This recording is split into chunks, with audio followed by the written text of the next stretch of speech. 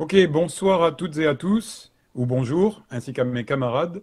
Nous revoici pour une autre discussion, cette fois une présentation par Jean-Charles Hacquenin, qui va nous parler de, comme il me l'a dit, comme il nous l'a dit tout à l'heure, de la mise en regard du droit naturel et du droit positif selon lui, et présentation qui fera à peu près une demi-heure ou un peu plus, et suivie d'un débat ouvert entre nous. Voilà, Jean-Charles, je te laisse la parole. Oui, oui. Alors, bon, merci pour cet exposé de grande qualité, brillant, de la part de Jean-Charles, que je qualifierais plutôt d'exposé littéraire ou philosophique, plutôt qu'exposé juridique. Euh, alors, je regrette que cet exposé parte, à mon avis, bien entendu, hein, d'un mauvais pied. C'est-à-dire qu'il, sous, en fait, sous l'objectif annoncé de faire la clarté sur ce qu'est le droit, il rentre de plein pied, à mon avis, hein, dans ce que j'ai pointé, j'ai dénoncé, qui est la confusion entre le droit et le droit A. Puisque Jean-Charles commence son exposé en disant qu'est-ce que c'est qu'avoir un droit, hein, et il dit c'est interactif, pour avoir un droit, il faut que quelqu'un vous donne ce droit. Bon, alors, moi, j'ai exposé exactement tout le contraire, dire qu'avoir un droit, ça n'existe pas. Il n'existe pas avoir un droit. Effectivement, il y a une confusion sémantique entre le mot droit, et ça, Jean-Charles l'a bien repris, le mot droit qui désigne l'ensemble du corpus juridique, donc les lois, et puis le droit, ce fameux droit, j'ai le droit de. Bon. Et le droit a, comment ça se traduit? Ça se traduit par il n'y a pas de loi qui m'interdise de faire cela. Parce que le droit A, il est, je dirais, c'est la base. S'il n'y a pas de loi, s'il n'y a pas de civilisation, s'il n'y a pas de collectivité qui commence à écrire les règles de la vie en commun, le droit A, il est total. J'ai le droit de tout faire. Et les lois, qu'est-ce qu'elles font? Elles viennent limiter la possibilité de faire telle ou telle chose. Donc, et comme par contre, l'a bien repris Jean-Charles, et là il me semble qu'il y a une contradiction entre ce qu'il a dit en premier et ce qu'il a dit en second, il a dit le droit positif, celui qui est écrit, le corpus législatif, il énonce des interdictions et des obligations. Bon, donc il restreint la liberté individuelle. La liberté individuelle, c'est le droit à, le droit de tout faire. Bon, donc on pourrait s'éterniser là-dessus parce que c'est pour moi fondamental de toute la confusion qui existe dans l'esprit commun sur l'ensemble du corpus juridique et ce qu'il doit en fait réglementer.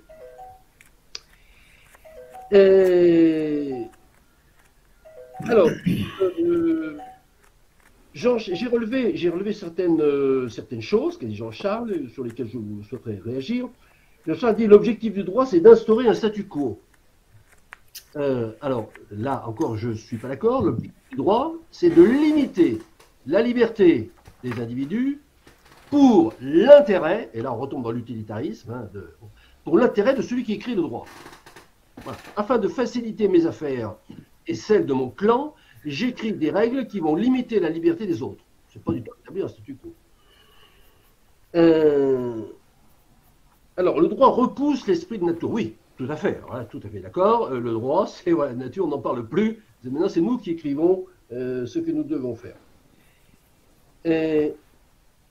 Alors, au bout d'un moment, en écoutant Jean-Charles, je me disais, où est-ce qu'on va arriver à une définition du droit naturel? Christian, excuse-moi de t'interrompre. Est-ce que Oui, tu peux revenir sur ce que tu viens de dire sur la distinction sur le statu quo dont tu as parlé? J'ai pas compris la différence que tu faisais, que tu dis que tu n'es pas d'accord, puis après j'ai pas compris. Si oui, tu peux alors, réexpliquer, s'il te plaît.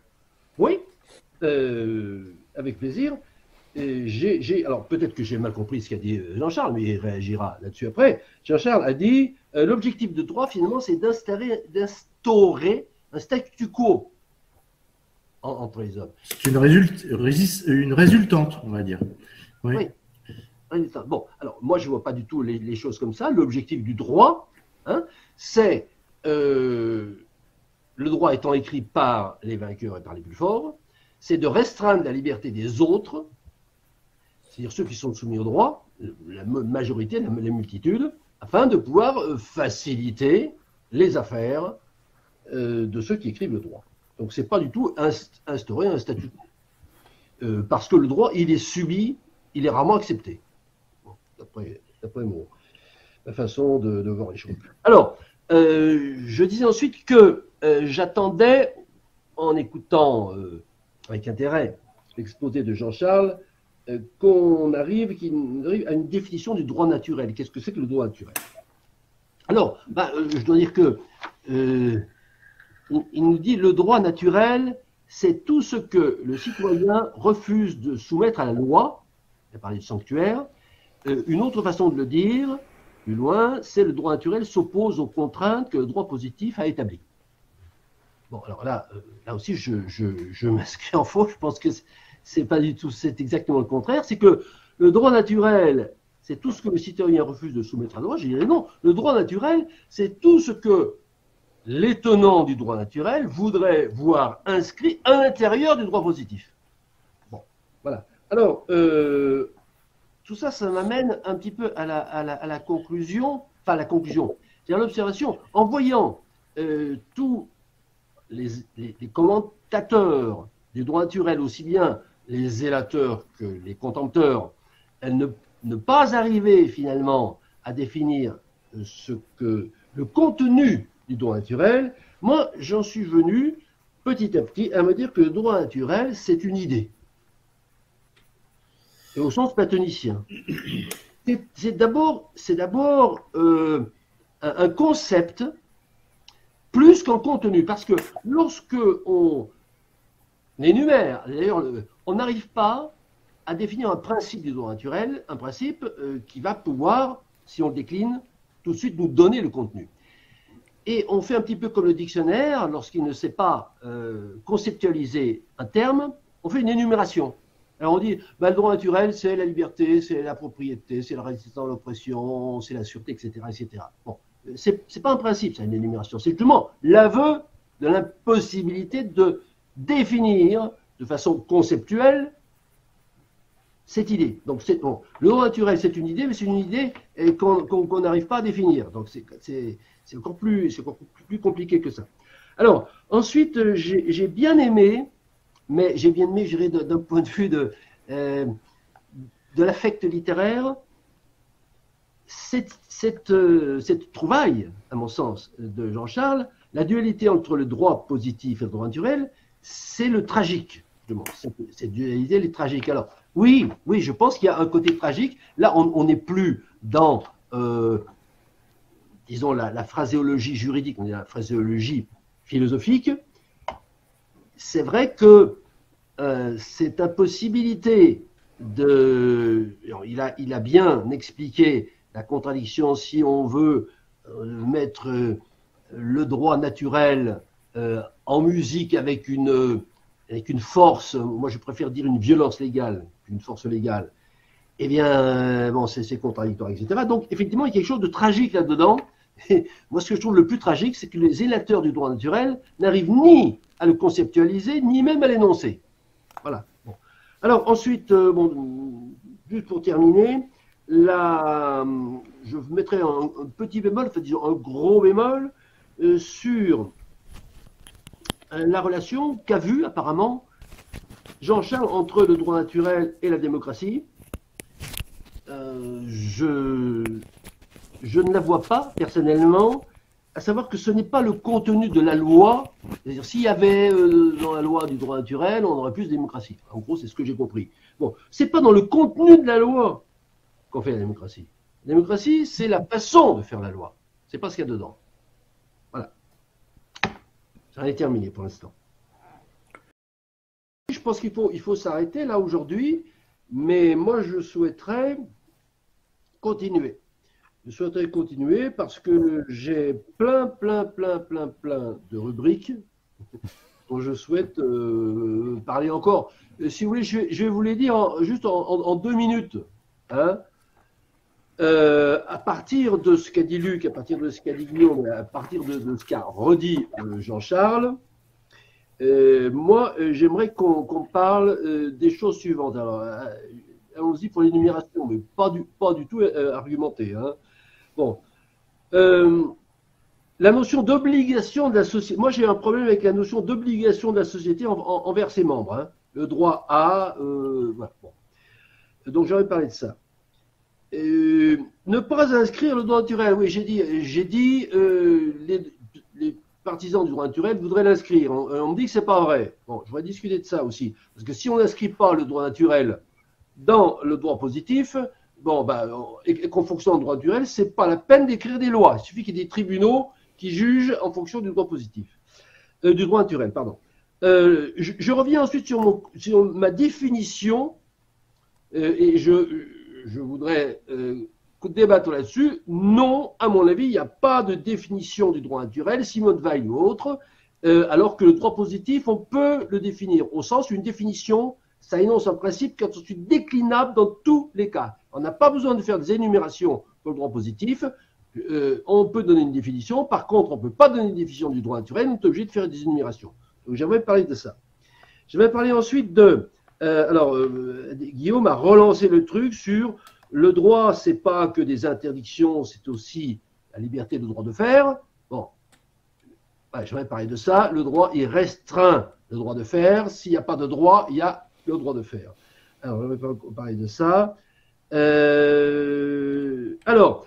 Oui. Donc, la définition du droit naturel qui a été donnée, c'est le droit que chaque individu possède du fait de son appartenance à la société. Bon, moi, c'est pas une définition. Bon, là, on me dit, tiens, il y a une définition. Oui, c'est pas une définition. Donc, voilà. L'histoire du statu quo. Alors, l'histoire du statu quo, on m'a dit, non, Jean-Charles, c'est vrai, le droit c'est un statu quo. Et Jean-Charles a introduit son notion de statu quo en disant, le droit établit un équilibre entre les droits et les devoirs, donc il établit un statu quo. Bon, ça c'est intéressant, droit et devoir. Déjà pour moi, les droits, ça n'existe pas, et que les devoirs. Donc, je voudrais qu'on reparle de ça. Le droit naturel, moi je propose une définition, c'est quelque chose qu'on ne discute pas. Je voudrais qu'on parle de ça. Pour moi, c'est ça le droit naturel, c'est un truc qu'on ne discute pas. Et il est, effectivement, l'histoire. Alors, le droit naturel, c'est ce qu'on ne discute pas. Il est variant invariant. Oui, il est variant invariant parce qu'à certaines époques, il y a ça et ça et ça. Ça ne se discute pas en fonction des idées de l'époque. Puis à d'autres époques, c'est différent. Donc, effectivement, il est variant invariant.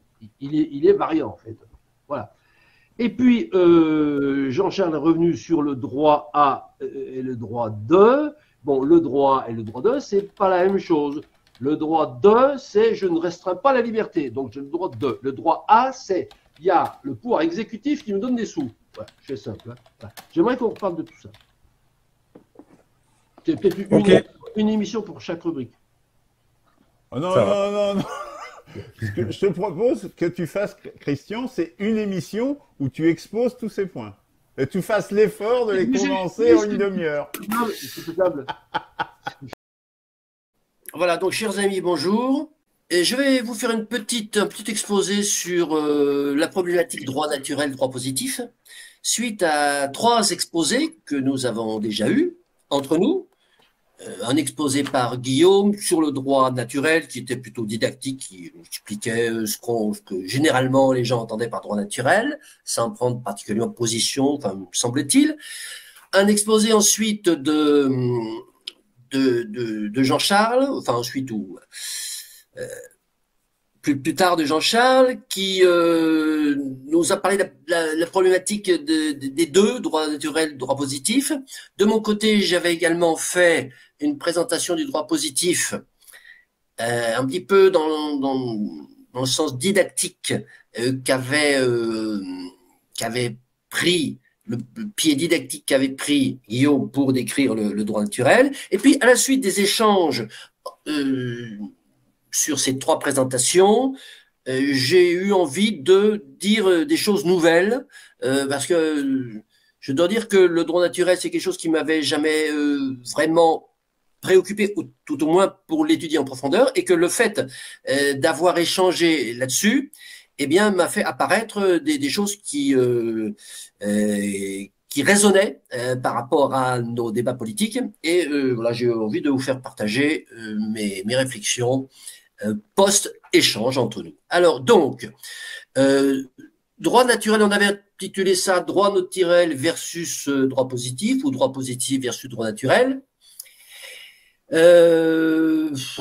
que ce titre pourrait laisser penser que je vais énumérer une série d'incompatibilités entre les deux concepts, ou bien une série d'arguments pour tenter de démontrer la suprématie incontestable de l'un sur l'autre. Bon, mais en fait, c'est pas le but de mon petit exposé. Son but, c'est le seul objet, ça va être d'apporter un éclairage supplémentaire sur, en fait, l'étude que nous faisons du droit naturel, en étudiant les interrelations ou les interactions entre l'un et l'autre au sein du corpus législatif français actuel. Français actuel.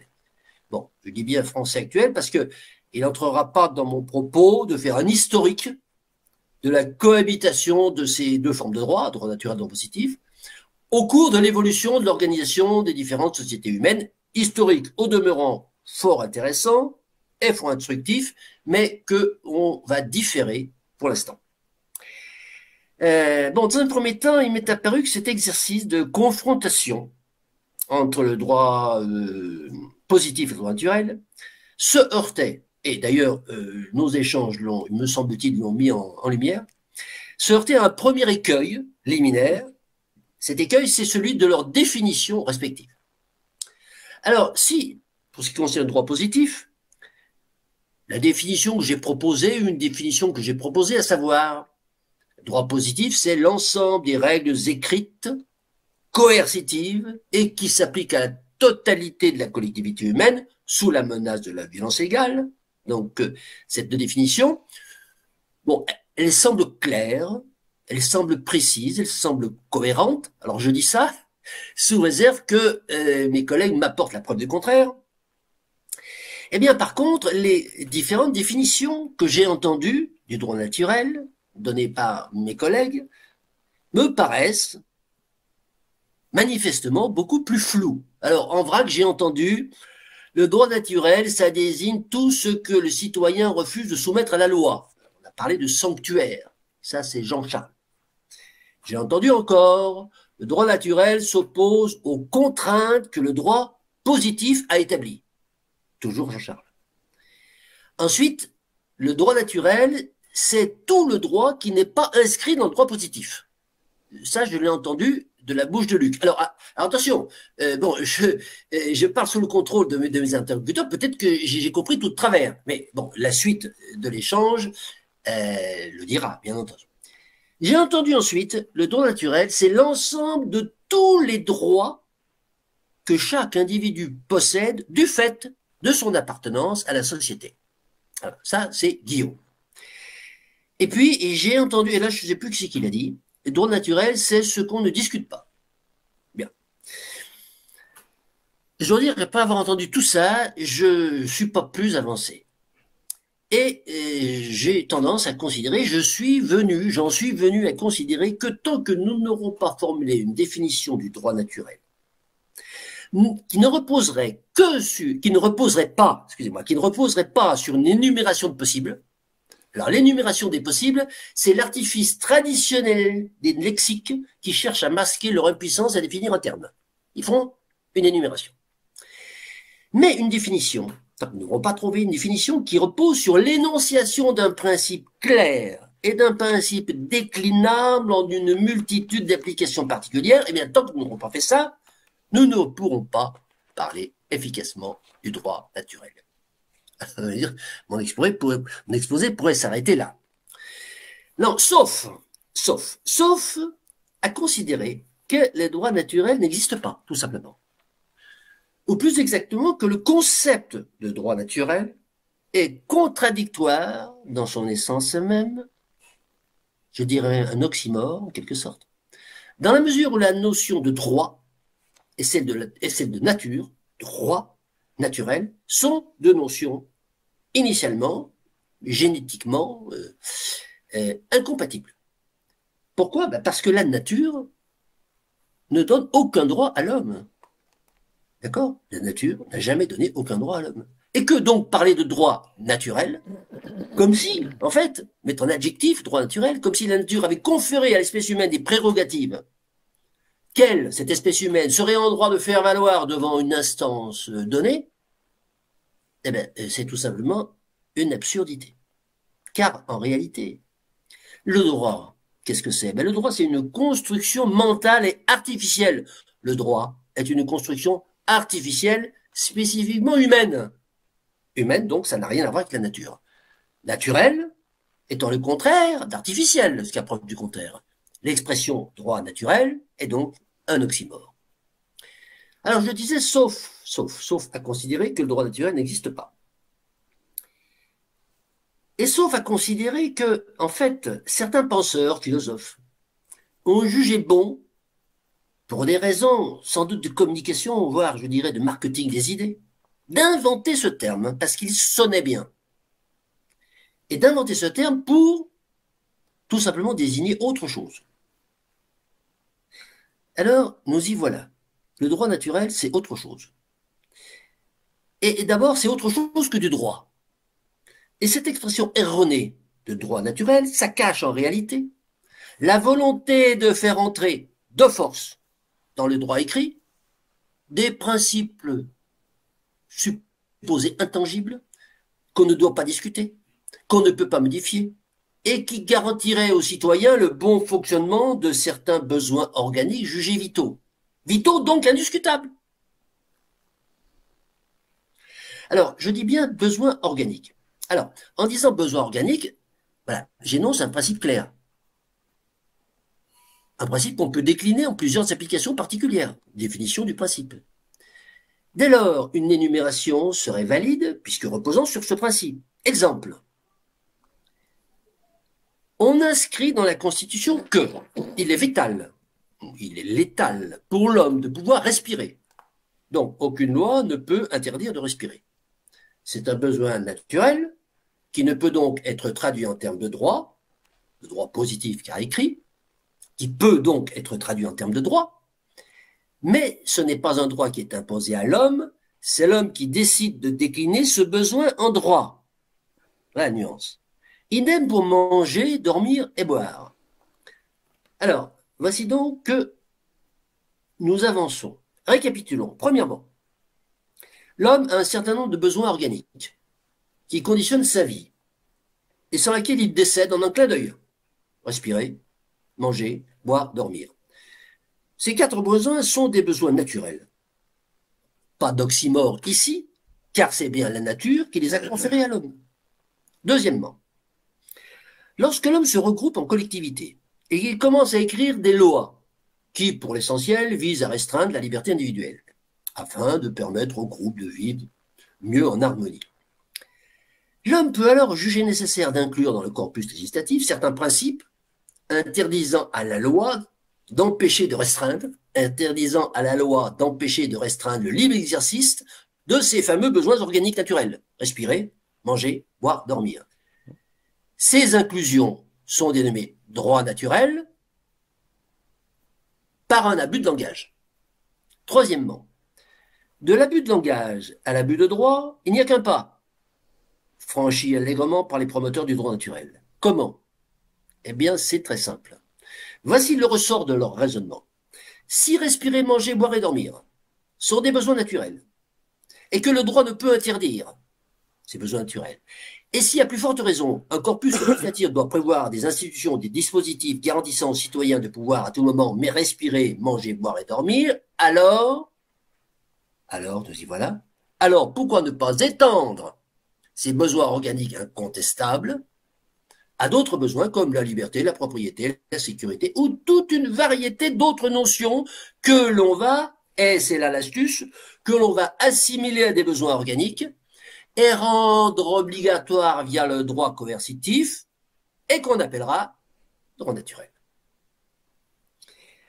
Alors, il ressort, malgré tout, de mon exposé, très contempteur, vous l'avez vu, du droit naturel, il ressort un élément, quand même, semble-t-il, porteur de sens pour l'élaboration d'une philosophie particulière du droit.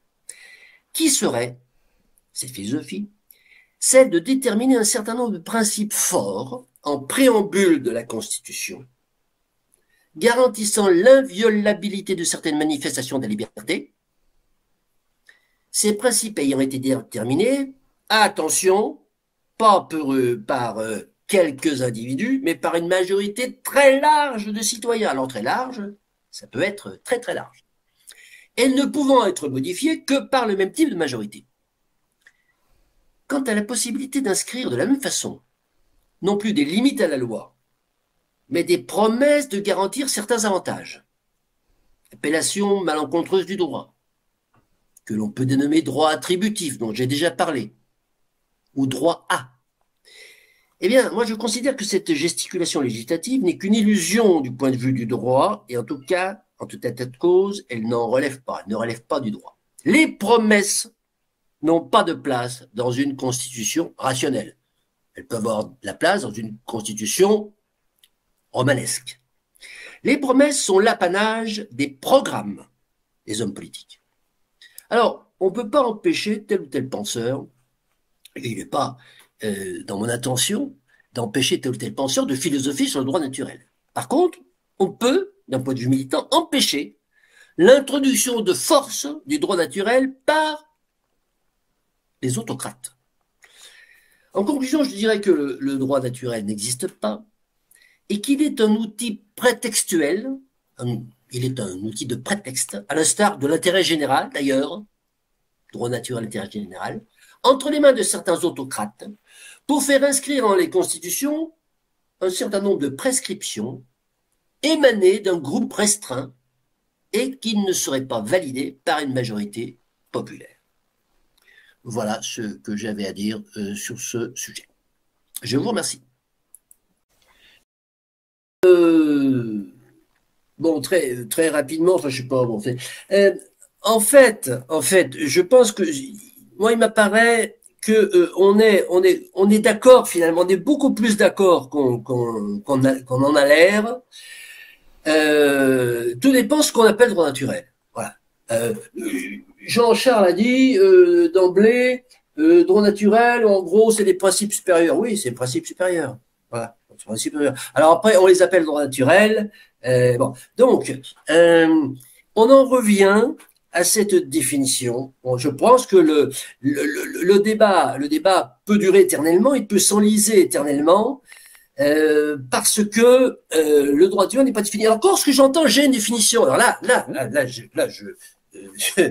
je dis pas, même pas, je m'inscris en faux, presque je rigole. Quand j'entends le droit naturel, c'est donc l'ensemble des besoins inhérents à l'espèce, du fait qu'il est humain, de fait, bon, c'est pas une définition, Luc.